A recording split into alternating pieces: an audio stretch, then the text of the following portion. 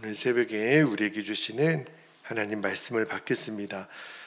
오늘은 잠언 29장 6절에서 9절까지 말씀을 받겠는데요. 말씀을 한 절씩 우리가 교독하여 받겠습니다. 6절 제가 먼저 읽겠습니다. 악인이 범죄하는 것은 스스로 올무가 되게 하는 것이나 의인은 노래하고 기뻐하느니라. 의인은 가난한 자의 사정을 알아주나 악인은 알아줄 지식이 없느니라. 8절 거만한 자는 성읍을 요란하게 하여도 슬기로운 자는 노를 그치게 하느니라. 지혜로운 자와 미련한 자가 다투면 지혜로운 자가 노하든지 웃든지 그 다툼은 그침이 없느니라. 아멘. 하나님 말씀입니다. 자, 오늘 새벽에는 설교 제목을 올무에 걸릴 것인가 평화를 세울 것인가 이렇게 정해봤는데, 왜 이렇게 정했냐면 여러분, 우리들의 인생은 하루하루가 그날이 그날 같은 때가 많이 있잖아요, 우리가. 근데 단순한 반복이 아니에요. 우리의 인생은 항상 선택의 연속입니다. 여러분이 오늘 새벽에 기도의 자리에 지금 앉아 계시죠? 선택하신 거예요. 내가 좀 더 누워서 잘까, 일어나서 내가 기도의 자리에 갈까. 이 두 선택의 상황에서 내가 하나를 선택을 한 거죠. 마찬가지로 계속 오늘 하루의 삶 동안 여러분들은 수없이 많은 선택의 연속을 할 거예요. 오늘 무슨 반찬을 먹을까? 어디를 갈까? 무슨 말을 할까? 무슨 생각을 할까? 그 하나하나가 쌓여가지고 결국은 우리의 인생의 방향을 결정하는 거죠. 자, 오늘 우리가 잠언 말씀을 4구절 짧은 말씀을 읽었는데, 말씀을 하나하나 이렇게 곱씹어 보면 내가 어떤 삶의 방향을 정해야 될지를 굉장히 중요한 진리를 보여주고 있는데, 자, 오늘도 몇 가지 말씀의 진리를 좀 나눌게요.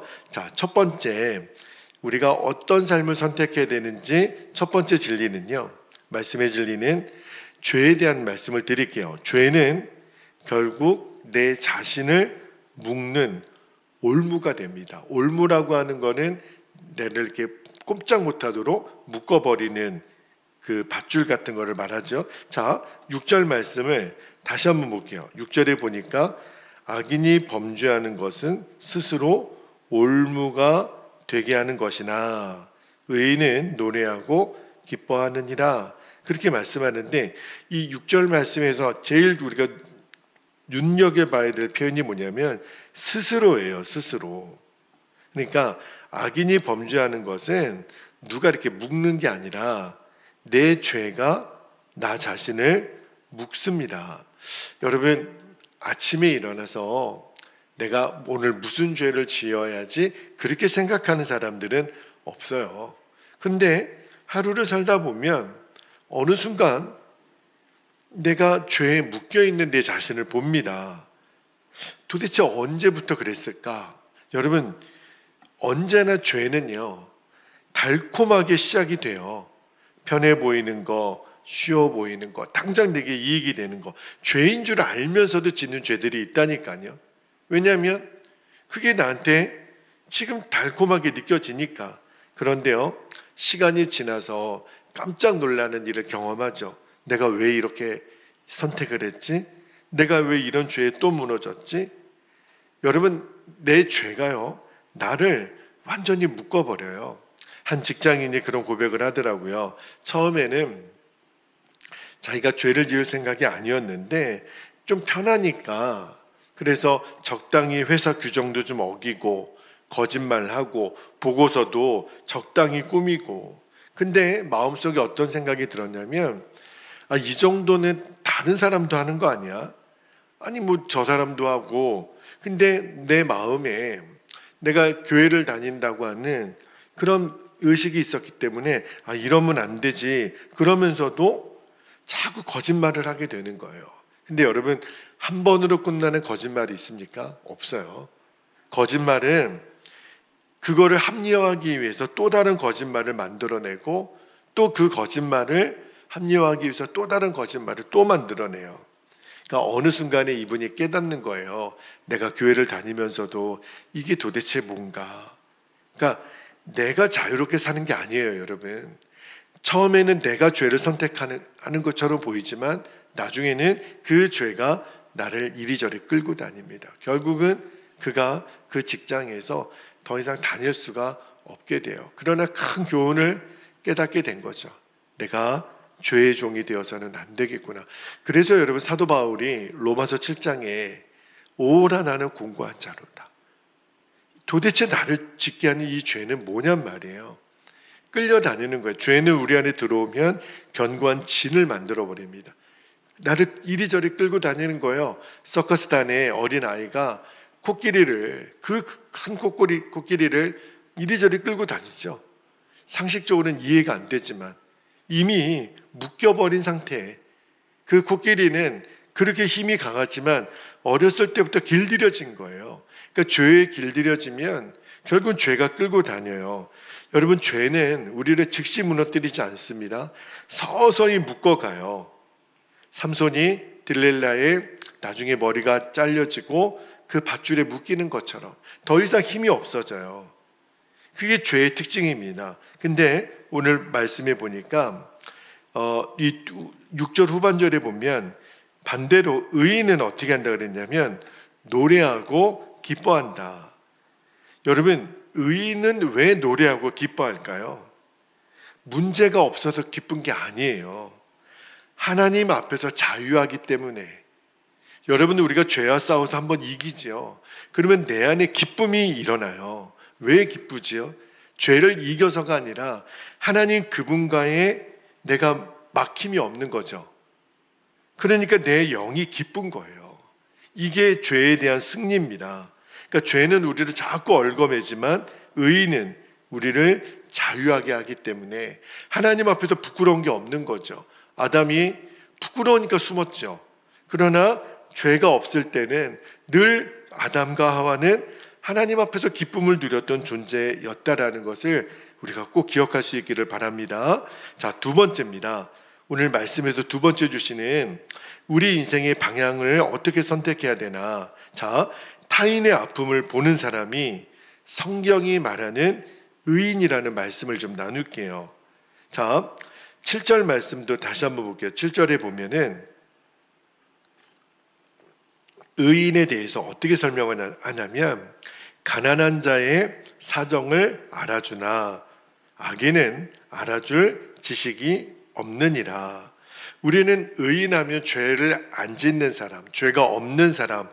근데 오늘 잠언에서는 굉장히 독특하게 표현하죠. 의인을 가난한 자의 사정을 알아주는 사람.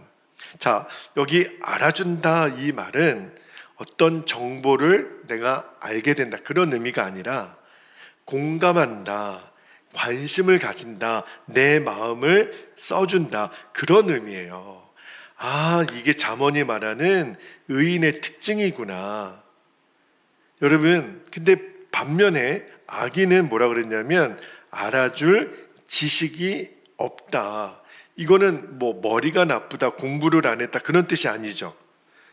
의인의 반대니까 관심이 없고 내 주변 사람이 죽든 말든 마음이 닫혀 있는 거.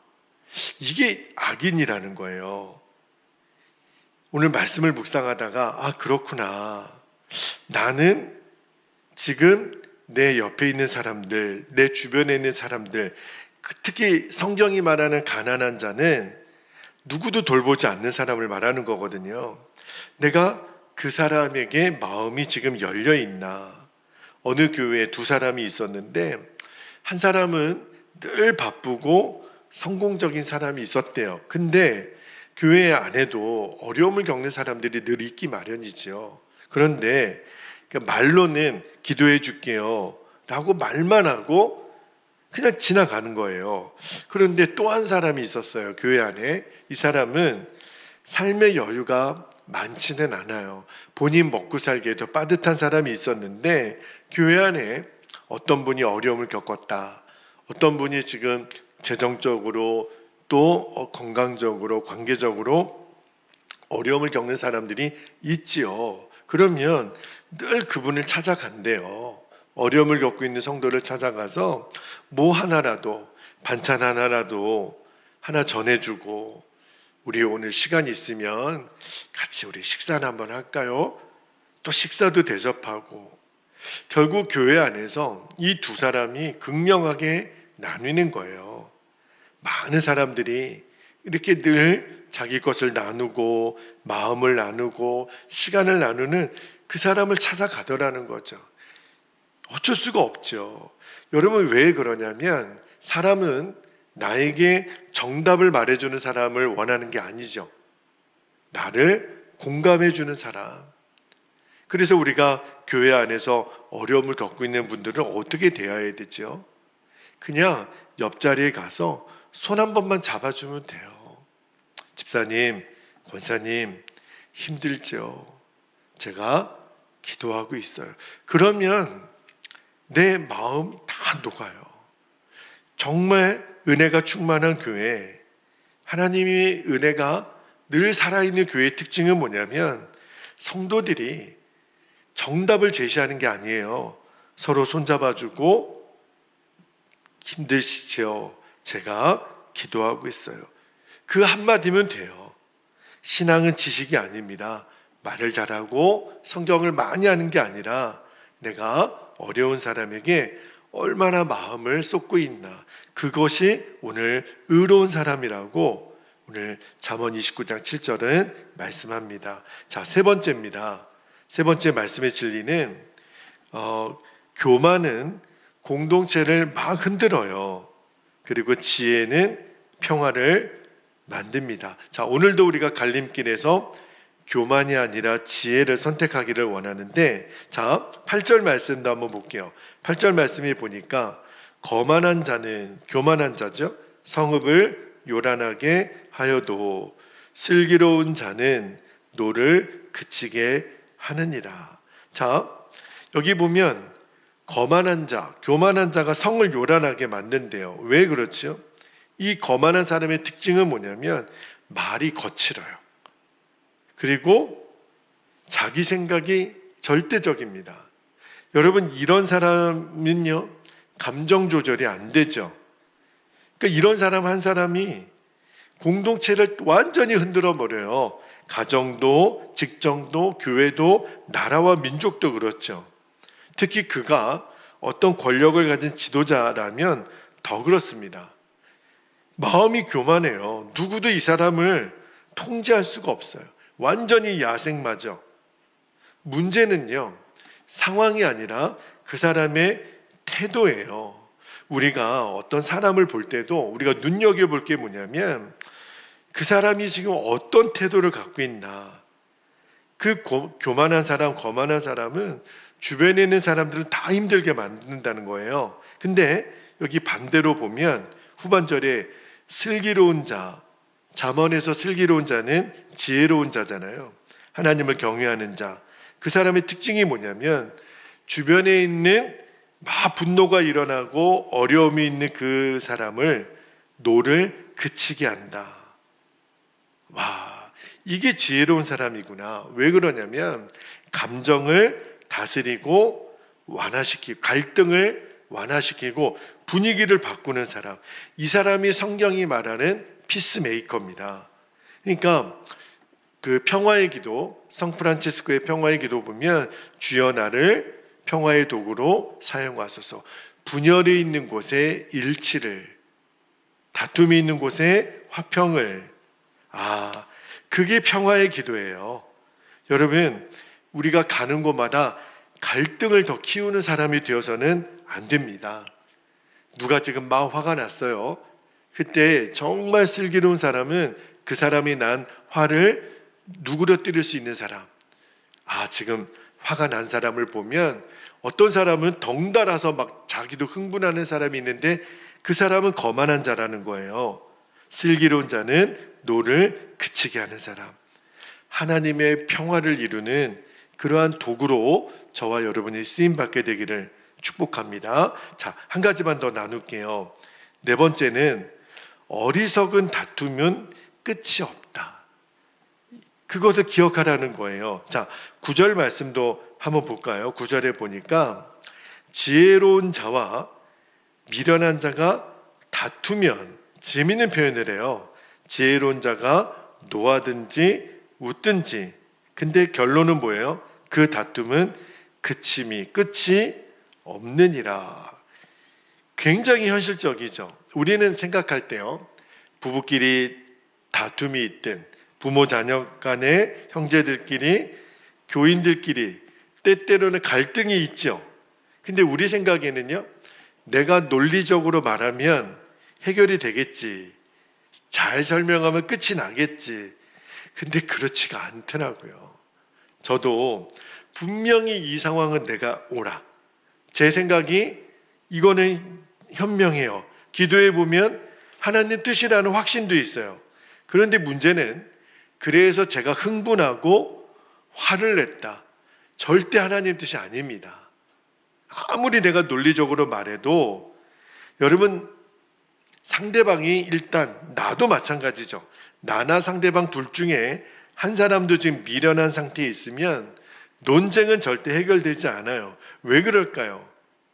미련한 사람의 특징이 뭐냐면 배우지 않아요. 그리고 인정하지 않아요. 옳고 그름의 문제가 아니라니까요. 일단 저 말하는 사람이 화가 났네. 아니, 왜 옳은 말을 하는데 흥분하고 화를 내? 안 들어요, 그러면. 저도 살면서 여러 번 경험했습니다.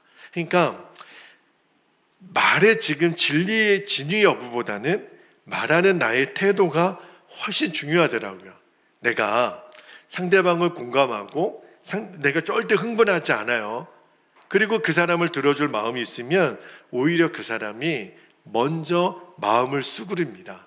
아이고, 그렇군요, 목사님 그렇게 말씀하시니 제가 안 들을 수가 없겠네. 그렇게 된다니까요. 근데 똑같은 말도 내가 흥분하고 내가 감정적으로, 여러분, 미련한 상태에 있으면 논쟁은 해결되지가 않아요.